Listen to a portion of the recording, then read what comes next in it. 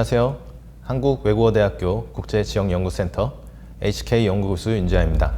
오늘은 한반도와 자유 그리고 북방 칼럼 시리즈의 7번째 시간으로서 자발적 빈곤을 택한 조선이라는 주제로 여러분과 함께 얘기를 나눠보도록 하겠습니다. 전 근대 왕조 중 현대사회와 시기적으로 가장 가까웠던 조선은 세계적 관점에서 봤을 때 참으로 독특한 나라였습니다. 구한말, 서양에서 온 사람들이 조선을 향해 불렀던 또 다른 이름, 은둔의 왕국은 외국과의 교류 상대라고는 중국밖에 없는 상황을 비꼰 조롱에 가까운 표현이었죠. 공교롭게도 같은 조선이라는 이름을 공식적인 국가명으로 삼고 있는 북한, 다른 말로 조선민주주의인민공화국의 멸칭 또한 은둔의 왕국이라는 사실은 비록 북한에 한해서지만 지금도 현재 진행형인 한반도의 은둔적 행보와 관련하여 많은 시사점을 제공하고 있습니다. 어느 날 저는 편의점에서 파는 아이스크림 콘을 사서 맛있게 먹던 도중 포장지에 적힌 원재료명을 물끄러미 바라보게 되었습니다. 처음에는 솔직히 별다른 생각이 없었죠. 아이스크림을 먹으면서 원재료명까지 뚫어지게 볼 사람은 많지 않을 것이기 때문입니다. 처음엔 저에게도 그냥 지나칠 수 있는 의미 없는 글자들에 불과했지만 포장지에 적힌 재료 목록과 그것들의 원산지를 차근차근 살펴보면서 어느 순간 이 작은 아이스크림 콘은 세계 각지에 사는 무수히 많은 사람의 노력이 집합된 결정체라는 사실이 서서히 마음속에 다가오기 시작했습니다. 손 안에 있는 이 사소한 먹거리는 아시아, 유럽, 아메리카, 오세아니아, 아프리카 등 세계 거의 모든 대륙에서 생산된 재료들이 한국의 어느 공장으로 모여서 혼합되고 가공되는 과정을 통해 만들어졌습니다. 미국에서 가공된 밀가루, 말레이시아에서 재배된 야자유와 코코아 분말, 네덜란드에서 혼합된 분유, 아프리카 마다가스카르에서 길러진 바닐라 빈 등을 생산하는 과정에 얼마나 많은 사람이 참여했는지 처음엔 잘 가늠이 되지 않았습니다. 최소 수천에서 많게는 수만 명의 사람이 노력했을 결과물이 이 작은 아이스크림 콘에 녹아있다는 사실은 결국 저에게 일종의 경이로움마저 느끼게 했죠. 사소한 물건 하나에 지나친 의미 부여를 하는 거라고 여겨질 수 있으나 이후 지리학자로서 저는 아이스크림 콘을 한 입씩 베어 먹을 때마다 재료가 만들어진 국가를 하나씩 되새기기 시작했으며 이를 만들기 위해 투입된 수많은 노력과 생산 과정에 경의를 표하는 과정으로 이어졌습니다. 최소한 저에게 있어서 이는 작지만 놀라운 경이로움이었던 것이죠. 현대사회는 이렇듯 우리에게 놀라움으로 가득 찬 일을 너무나 손쉽게 만들어주고 있습니다.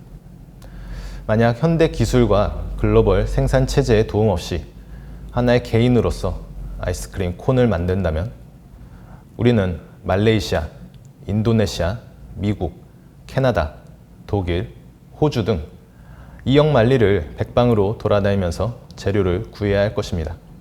그리고 이것들을 한데 모아서 가공해서 제품을 완성시키는 과정은 수많은 도구와 정교한 기술, 재료에 대한 해박한 지식 등을 필요로 할 것입니다. 이는 개인 혼자의 힘으로는 불가능하며 다양한 재능을 가진 수많은 사람의 협력이 동반될 때 가능해집니다. 편의점에서 고작 1,800원이면 살 수 있는 아이스크림 콘은 세계적인 생산 협력 체제가 없다면 이보다 수백, 수천 배의 가격을 지불해도 사 먹을 수가 없을 것입니다. 여기서 우리는 나와 다른 존재와의 연결성이 가지는 평범하지만 중요한 시사점을 발견할 수가 있습니다. 각 개인이 가진 능력이 모두 다른 만큼 세계 각 지역에 허락된 환경 역시도 천차만별입니다. 하나의 물건을 만들기 위해 들어가는 기술과 재료는 매우 다양하면서 이들을 조달하기 위한 협력은 다양한 존재가 서로 원활하게 연결되어 있을 때 가능한 것이죠. 가령 아이스크림 콘을 만드는 과정에서도 누구는 분유로 달달한 크림을 만들 수 있지만 밀가루가 없어서 과자까지는 만들지 못할 수 있습니다. 또한 바닐라가 재배되는 지역에서 코코아 분말을 만드는 기술은 가지지 못할 수도 있는 것이죠. 만일 이 모든 재료와 기술이 한 곳에 모여 있다고 해도 콘을 감쌀 포장지를 만들지 못하면 하나의 상품으로 팔 수가 없을 것입니다.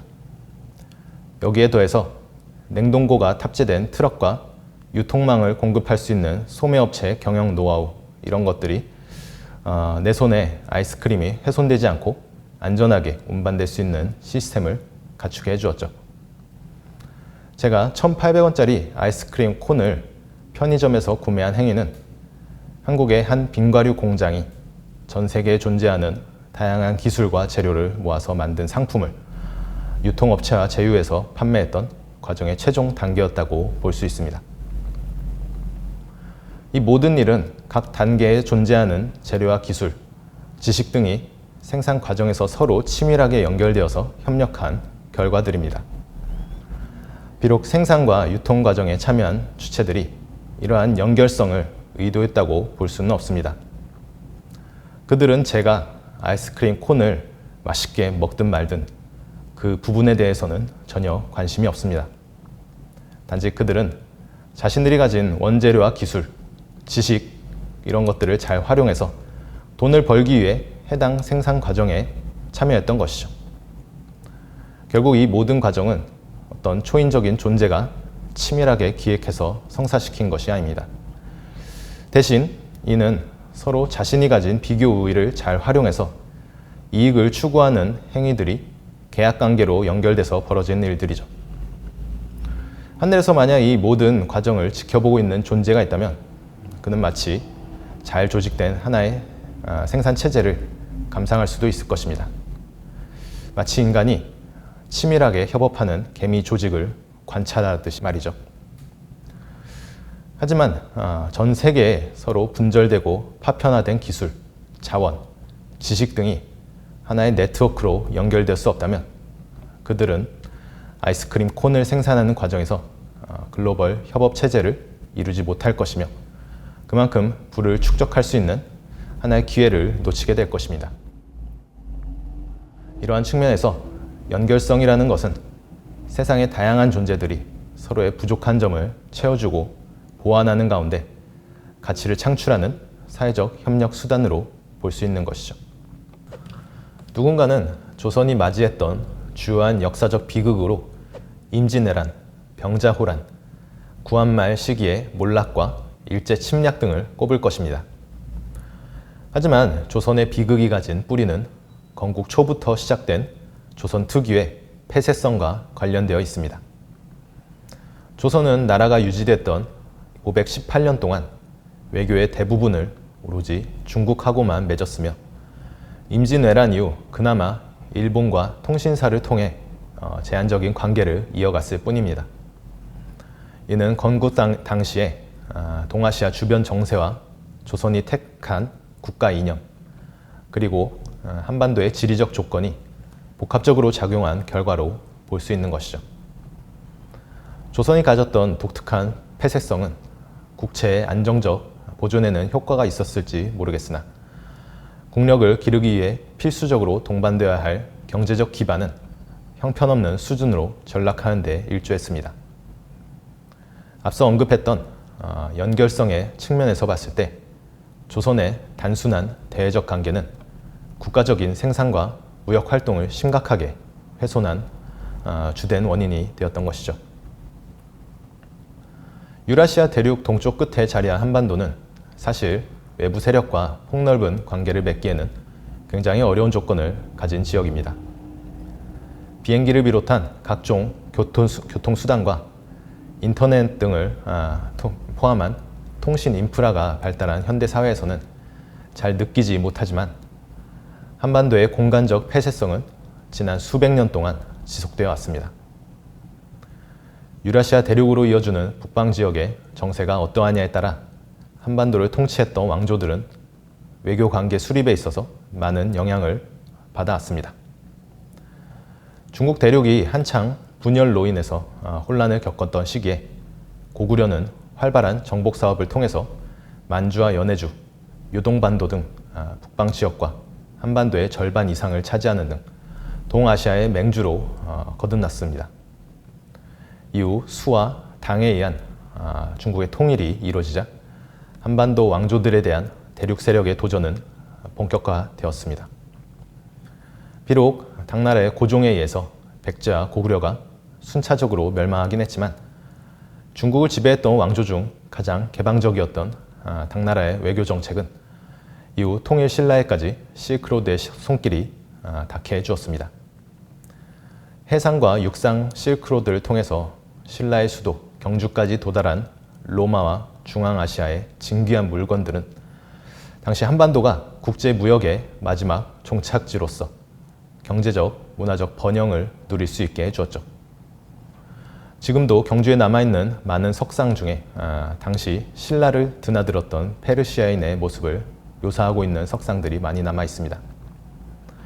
이를 통해서 우리는 통일 이후에 신라가 북방과 대륙 세력의 활발한 실크로드 무역 네트워크에 편승해서 국제적 외교 관계를 활발히 이어나갔음을 알 수 있습니다. 송나라와 몽골 시기까지 이어졌던 유라시아 동서무역 축은 그러나 명나라 때에 이르러서 명맥이 끊기고 맙니다. 이민족의 침략에 지친 중국의 새로운 한족 정권이었던 명나라는 외국과의 무역 대신 자급자족을 통한 쇄국을 펼쳤으며 그 여파는 조선에까지 영향을 주게 되었습니다. 여기에 더해서 스스로 중화세계의 질서에 편승하여 성리학 중심의 국가 이념을 채택한 조선은 산농공상이라는 직업적 신분 질서를 확립하고 철저한 그들만의 삶을 이어나갔습니다. 전적으로 중국과의 조공무역 형식만을 유지한 채 제한적으로밖에 이루어지지 않았던 국제 교류는 가뜩이나 지리적으로 고립되었던 조선의 폐쇄성을 더욱 두껍게 만들었던 것이죠. 중국 넘어 세계와의 물질적 그리고 사상적 교류가 이루어지지 않았던 조선 사회는 세종 치하에서 잠깐 과학기술의 발전을 이룬 것 외에는 물질 문명의 진전이 거의 이루어지지 않았습니다. 국가적으로 행해진 상공업의 천시는 조선의 경제를 더욱 위축시켰으며 거의 모든 백성이 농업에만 의존한 결과 조정의 조세 수입은 빈약하기 그지없었습니다. 고려 말 세금으로 피폐해진 민생경제를 반면교사 삼아서 백성들에게 세금 부담을 줄여주자는 게 조선의 국가적 방침이긴 했지만 문제는 부족한 국가 재정이 사회, 경제, 문화, 정치적 영역에서 광범위한 부작용을 불러왔다는 점입니다. 국가 관료들에게조차서 제대로 급여가 지급되지 않았던 탓에 전국에 파견된 수령들은 백성들을 착취하는 탐관오리로 변질될 수밖에 없었으며 관군의 전투력과 국가적 인프라 시설은 거의 유지될 수가 없었습니다.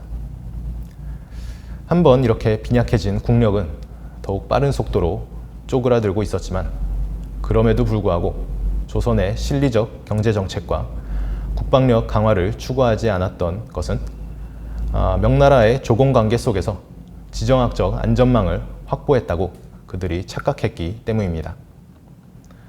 한마디로 나라 전체의 긴장감과 활력이 정지된 상태에서 국가 발전을 위한 조선의 시간은 멈춰버렸으며 이는 임진왜란이라는 국가적 재난을 직면하고서도 제대로 된 초기 대응을 할 수 없게 된 결정적인 원인이 되었습니다.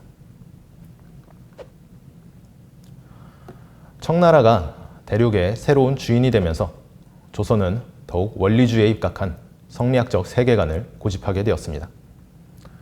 이는 임진왜란 이후 실리적 마인드를 지녔던 일본인들을 조선 통신사들이 한없이 깔봤다는 역사적 기록에서도 잘 드러납니다. 사실 일본은 이미 임진왜란 이전부터 포르투갈과 네덜란드 등 유럽 국가와의 꾸준한 교류를 통해 과학기술과 근대적 경제관념을 선진적 수준으로 끌어올리고 있었습니다. 우리가 생각하는 것처럼 단지 메이지 유신만으로 일본이 급격한 근대화를 이룬 것은 아니었던 것이죠. 조선 통신사들은 내심 그러한 일본의 발전된 모습에 놀라하면서도 그들이 오직 성리학적 세계관을 제대로 장착하지 않았다는 이유만으로 미개함의 프레임을 일본인들에게 씌웠습니다. 이는 세계적 정세 변화와 국가 발전에 전혀 관심이 없었던 조선 관료 사회의 어두운 단면을 보여줍니다. 임진왜란 이후 일본으로 끌려간 조선 도공들이 통신사들의 귀양 권유를 대부분 거절했던 사실은 잘 알려져 있죠. 일본 관료들은 조선 도공들의 기술을 우대했지만 고향에 돌아가면 천민에 가까운 신분으로 다시 곤두박질 칠 것을 알았기 때문에 조선 도공들은 굳이 조선으로 귀향할 이유가 없었던 것입니다. 조선 후기 실학과 상공업의 발전은 자본주의 맹아론의 주요 근거로 작용합니다. 하지만 적어도 그것이 유의미한 흐름으로 받아들여지기 위해서는 국가적 차원에서의 획기적인 변화가 발견되어야만 하지만 아쉽게도 조선은 일제강점기에 접어들기까지 빈약한 국가 재정과 경제 수준에 허덕여야 했습니다. 상공업의 발달로 국가 경제가 든든하게 뒷받침되었다면 쌀로 지급되는 급여에 모래를 잔뜩 섞어서 군인들의 그러한 분노를 일으킨 이모군란의 그런 계기가 발생하지는 않았을 것입니다. 조선보다 훨씬 이전의 왕조였던 신라나 고려도 때에 따라서 수십만의 관군 동원력을 보여줬던 점과 비교하면 안타까운 일이 아닐 수 없습니다. 물론 망국으로 치닫는 시기에는 어느 왕조든 비슷한 종류의 패단이 발생하기 마련이지만 유교적 이념에 갇힌 채 대외적 연결성 제고와 국가 경제 발전으로의 소홀함이 시작부터 끝까지 이어졌던 조선 사회의 폐쇄성은 우리가 부정할 수가 없을 것입니다. 저는 한국인의 놀라운 창의력과 근면함이 가진 저력을 강하게 신뢰합니다. 하지만 이러한 국민성은 현실적인 정치 시스템과 실리적 세계관에 의해 뒷받침되지 않을 때 국가적인 발전으로 이어질 수가 없습니다. 구한말 조선에 방문한 서양인들은 새벽같이 일과를 끝내고 하루 종일 잠만 자는 조선 남성들을 이해할 수가 없었습니다. 하지만 이러한 서양인들을 더 놀랍게 한 것은 같은 민족임에도 불구하고 만주로 이주한 조선인들은 비교할 수 없을 정도로 도전 정신과 삶에 대한 에너지를 보여줬다는 점입니다.